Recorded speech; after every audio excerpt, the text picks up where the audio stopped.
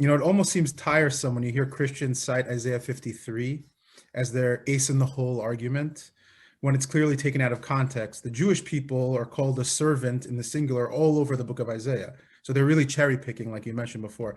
I find the best argument to challenge Christians to read the original Hebrew, learn proper dikduk, grammar, and the problem is solved. Almost every Christian who converted to Judaism that I ever met saw the error of their way by following this process. There's a good reason the original Hebrew version was kept hidden from the Christians by the church for millennia.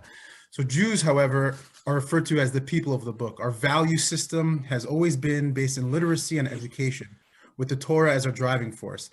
That's why no monarch was ever a real threat to the Jews, because he's not our true king, nor is his law the true law. As a Jewish educator, what do you feel is our ace in the hole verses that missionaries have no answer for? Cool, that was a lot. So I want to first speak to you, the viewer, for a moment. Even if you don't speak Hebrew, if you had just read the book of Isaiah from beginning to end, you would know Isaiah 53 is speaking of the nation of Israel in the singular. The reason you would know that is because you wouldn't be reading it out of context. All you'd have to do is start from, I'll even help you here, because you can even start with the beginning of the servant songs, Isaiah 41, verse 8 and 9, where Israel is identified as God's servant. Isaiah 42, verse 6, the servant of God is the covenant nation, the Brit Am.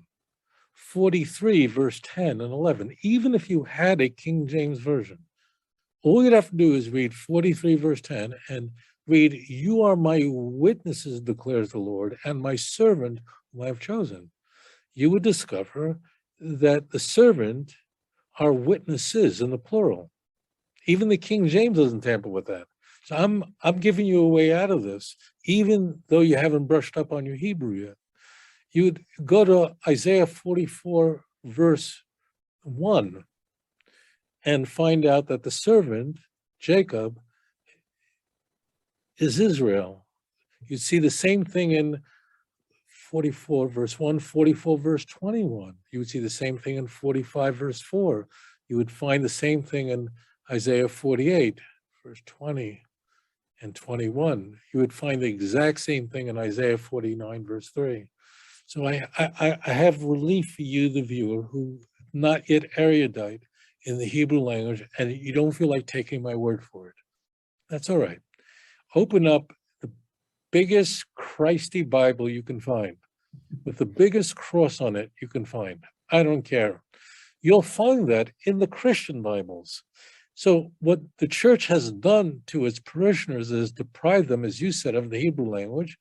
Moreover, they teach texts in a punctuated way and deliberately hide passages that would reveal the nature of the servant. In there, you can use the Christian translation. I'm giving you like a free card here. It's true, as you said, if you don't know Hebrew, then when you go to Isaiah 53, verse 8, the last three words, mi pesha ami nega lamo, for the transgressions of my people, they were stricken. So that's changed by the Christian Bible to he was stricken. So you're right, that scam you're not going to figure out because you don't read Hebrew, and lamo is lahem. It doesn't say nega lo, it says nega lamo. So you're right, you're cooked. So what the church does is it teaches, missionaries are taught to study very specific verses, to memorize them, very specific passages and nothing else. And the church hides the Bible from their parishioners, have them engage in a salad bar hermeneutics, where they just pick this and pick that and ignore everything else. And then grotesque, ignore the most ecstatic prophecies in Tanakh. Talk about Isaiah chapter 2. And it shall come to pass at the end of days that the mountain of the house of the Lord will be established on the highest of the mountains above the hills, and all the nations will flow to it. And people will say, come, let us go up to the mountain of the Lord, the house of Jacob, that he may teach us his ways, and we will walk in his paths. For out of Zion will go forth the law and the word of God from Jerusalem.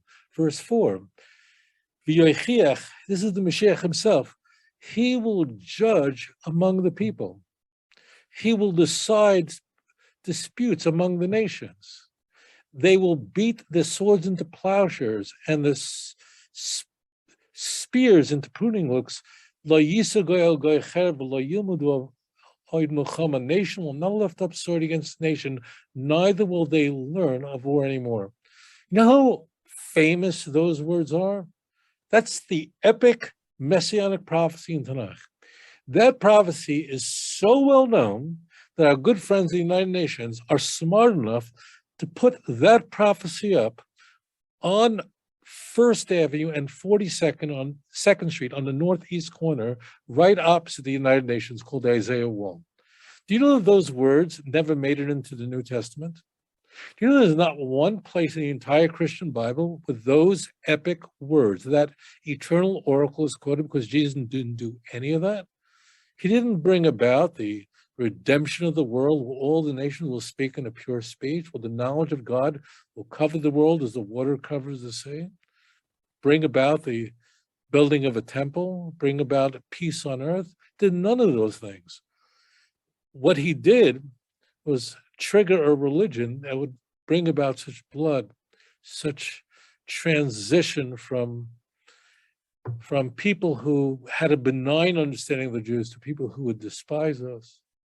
So that's the point I would suggest to people. Read Zechariah chapter 9, verse 9 and verse 10, not just verse 9. And if you read verse 10, you'll realize the Mashiach has to give heichacha, rebuke to the nations, and bring about the peace in the end of battles. That has not yet happened. It will happen, please God, very soon. That's a good question. Yeah.